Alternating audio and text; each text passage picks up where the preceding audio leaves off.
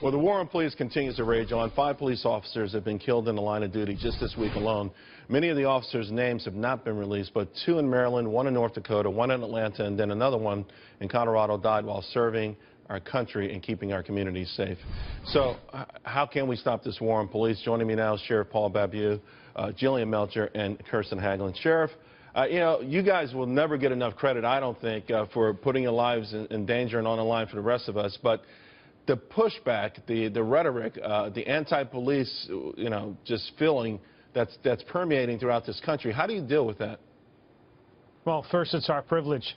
The men and women who serve in law enforcement love this opportunity, fought very hard to get these jobs, and we just want to have that support, not just from our chain of command and all of our law enforcement agencies, but by our leaders. And it's disheartening when the leaders, the elected leaders, even all the way up to the president himself, have created and furthered this perception of distrust against our law enforcement, which has really helped set this table over the last many years for not just the distrust, but placing a target on the back of our law enforcement. And that's not just unacceptable. This has never happened before to this extent in the history of our country. Yeah, and it definitely creates an unsafe environment for our cops. You know, I grew up in Harlem in the 1970s, and it was the most lawless place in America. And I can tell you, not having police, you know, running the police off, when the police become afraid and targets, the whole community becomes a big target. Right, that's exactly a great point, because not only are the cops' lives in danger, and then they feel, as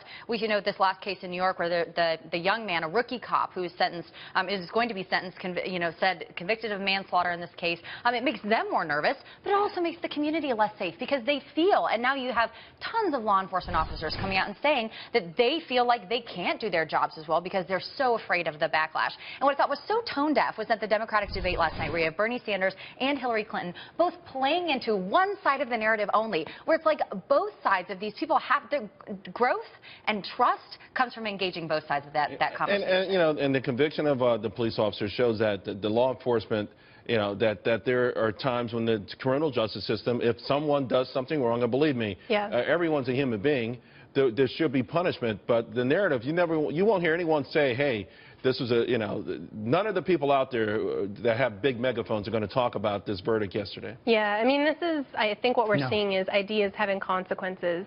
If you look from now to the beginning of the year, 8 cops shot. If you look at the same time last year, 1. I mean, this is just devastating. And as somebody who's interviewed the wife of a police officer who ended up getting shot, and hearing what that's like, what that sacrifice meant to her and how she felt about it, it's so sad. Sheriff Babu, I know you're running for Congress. Yes. How's that run going?